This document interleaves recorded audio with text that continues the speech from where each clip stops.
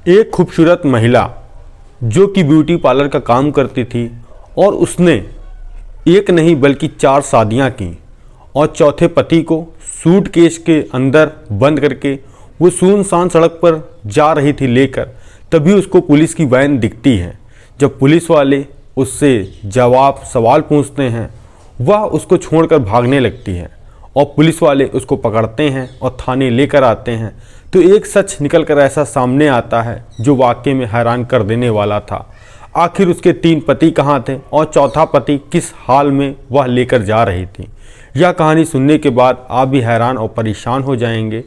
नमस्कार, मेरा नाम रवि है। मैं आशा उम्मीद करता हूँ आप लोग बहुत अच्छे होंगे, अपना बहुत बहुत ख्याल रख रहे होंगे।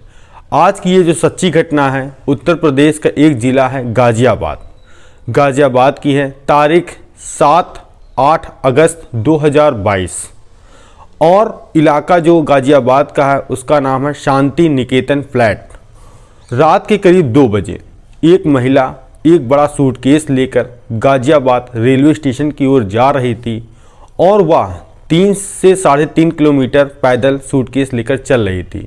और तभी 1 किलोमीटर दूर पर एक थाना था जिसका नाम था टीला मोड़ थाना। वहाँ की जो पुलिस वैन थी वह उसी रोड पे गश्त कर रही थी।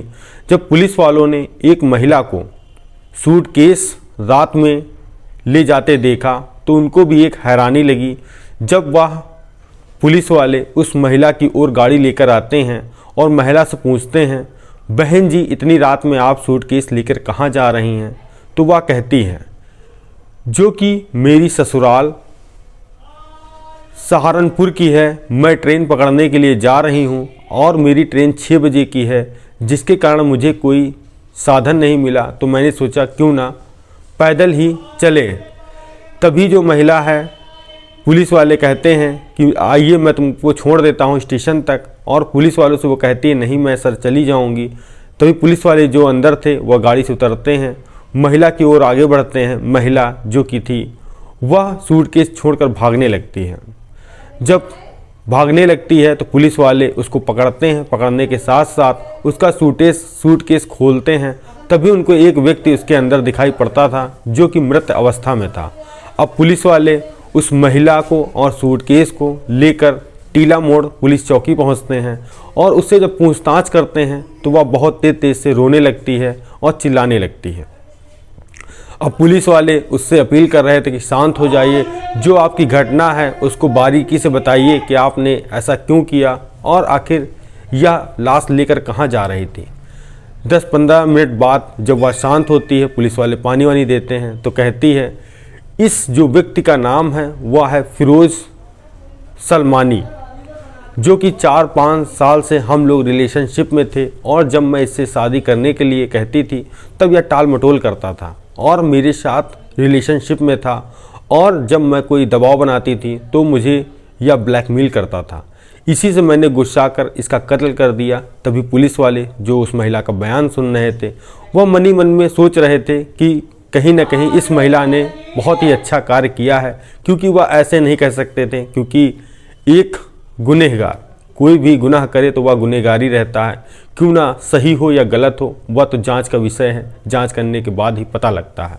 अब यह बात धीरे धीरे अखबार में फैलती है कि एक हिंदू महिला के साथ एक लड़के ने 4 सालों तक शारीरिक शोषण किया।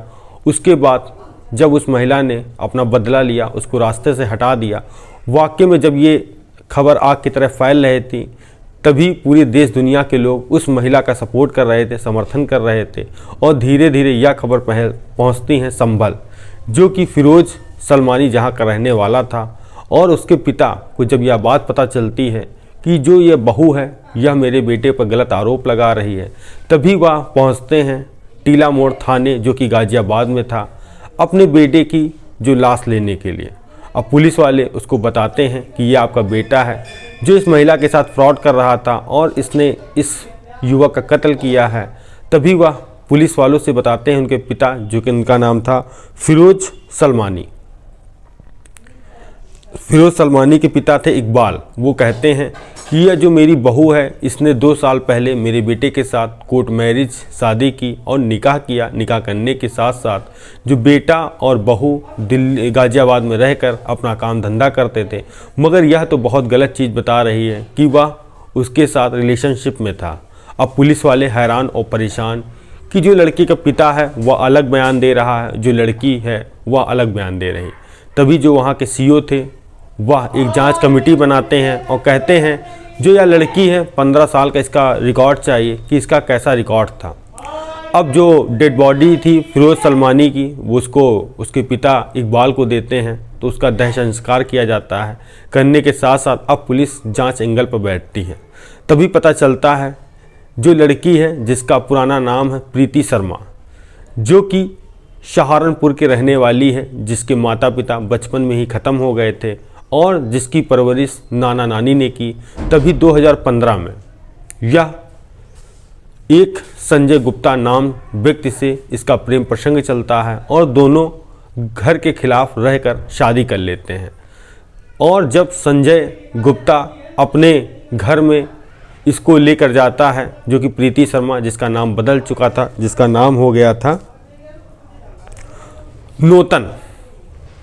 अब संजय गुप्ता के घर वाले नूतन को अपनाने से मना कर देते हैं, तो इन लोग की शादी 1 से 1.5 साल के अंतराल ही टूट जाती है। तब प्रीति शर्मा निकलती है गाज़ियाबाद निकलती है। तभी उसकी एक मुलाकात होती है किशन, जो कि दिल्ली में रहता था और वही काम धंधा करता था। काम धंधा करने के साथ साथ तभी पता चलता है कि वह उसकी ज़रूरत नहीं पूरी कर पा रहा है और उसके बाद वह भी शादी ज़्यादा दिन तक नहीं चलती है, 1 साल के अंदर वह भी छूट जाती है। अब प्रीति फिर एक नए हमसफ़र की तलाश में निकलती है, जो शाहिदाबाद का था। एक व्यक्ति था जिसका नाम था दीपक यादव, जो कि ऑटो ड्राइवर था। तब उससे प्रीति शर्मा की मुलाकात होती है और दोनों आपस में मिलकर एक दूसरे के प्रति प्यार करने लगते हैं। प्यार इतना परवान चढ़ता है कि अब वह दीपक यादव से शादी कर लेती है। तभी पता चलता है दीपक को एक गंभीर बीमारी है जिसका इलाज संभव नहीं है। तभी वह दीपक यादव को भी छोड़ देती है। अब जो प्रीति शर्मा थी वह शांति निकेतन फ्लैट में रहती थी। उसके बाद उसने छोड़ने के साथ साथ जो कि अपना ब्यूटी पार्लर का काम करती थी और उसी के बगल में एक दुकान थी, जो कि एक युवक वहाँ पर काम करता था हेयर ड्रेसर की, जिसका नाम था फिरोज सलमानी, जिसकी उम्र 18 साल युवक की थी, जो कि प्रीति शर्मा आए दिन उससे मुलाकात करती थी। और अब दोनों का प्यार परवान चढ़ रहा था। जो फिरोज आलम प्रीति शर्मा एक दूसरे के प्रति इतने करीब आ गए। तभी एक समय आया जब ईद का त्यौहार था और फिरोज सलमानी और प्रीति शर्मा वह जाते हैं शम्मल, जो कि फिरोज के गांव, ईद वाले दिन। अब जैसे ही प्रीति शर्मा फिरोज आलम के घर पहुंचती है, घर में जब माता पिता के साथ सब हैरान हो जाते हैं कि यह हिंदू लड़की कौन है, इसको क्यों लेके आए हो, इसके साथ तुम्हारा रिश्ता क्या है। तभी घर वालों को फिरोज सलमानी पूरी हकीकत बताता है, कहता है हम लोग का प्यार था, प्यार करने के साथ साथ हम लोगों ने कोर्ट मैरिज की। अब जो इकबाल सलमानी थे फिरोज के पिता, वह उस लड़की को अपनाते हैं और उसकी वहीं शादी निकाह भी करा देते हैं। निकाह कराने के साथ साथ कुछ दिन तक वो वहाँ रहता है। रहने के साथ साथ अब दिल्ली के गाज़ियाबाद में वह लोग सेटल हो जाते हैं, जो कि शांति निकेतन फ्लैट था। तभी एक तारीख आती है 7 से 8 अगस्त रात में, जो कि फिरोज सलमानी और प्रीति शर्मा के बीच काफ़ी विवाद होता है। विवाद इतना बढ़ता है जो इसकी टूल टैक्स जो कहते हैं औजार की रखी थी, उससे प्रीति शर्मा फिरोज आलम पर हमला करती है, जिसके कारण उसकी मौत हो जाती है। और मौत हो जाने के कारण वह अब यह सोचती है कि इस लाश को कहाँ ठिकाने लगाया जाए। तभी वह मार्केट निकलती है, एक सूटकेस बड़ा सा लेकर आती है और जो फिरोज सलमानी की बॉडी उसके अंदर रखती है। और रात का समय देखते हुए कि इसलिए दिन में जाएगी तो कोई ना कोई मोहल्ले वाला उससे पूछताछ कर सकता है, तो रात के करीब वह 2 बजे घर से सूटकेस लेकर निकलती है। उसका उद्देश्य यह था कि वह ट्रेन में ले जाकर छोड़ देगी, जो कि वो उसकी डेड बॉडी चली जाएगी और कोई उसको जान भी नहीं पाएगा। मगर पुलिस की मुस्तैदी की वजह से वह पुलिस के हत्थे चढ़ती है। और जब पुलिस वालों को यह पूरी घटना के बारे में पता चलता है, वाकई में एक हैरान कर देने वाला था। जो महिला पहले अपने आप को बेगुनाह साबित करा रही थी और कह रही थी मेरे साथ शोषण हुआ था और जिसका मैंने बदला लिया, मगर वह जब पुलिस ने बारीकी से पूछताछ की और बाकी सब तथ्य को सामने रखा तो एक हैरान कर देने वाला सच पुलिस के सामने आया। जो महिला एक नहीं 3 अपने आदमियों की ज़िंदगी बर्बाद की और चौथे आदमी की ज़िंदगी भी समाप्त कर दी। यह कहानी वाकई में एक हैरान कर देने वाली घटना थी। अगर आप लोगों की हमारी कहानी अच्छी लगी हो, सुनाने का उद्देश्य अच्छा लगा हो, तो चैनल पर जाके सब्सक्राइब, बेल आइकन करें और कमेंट जरूर करें। मिलते हैं नई कहानी में नई शुरुआत के साथ। जय हिंद, जय भारत।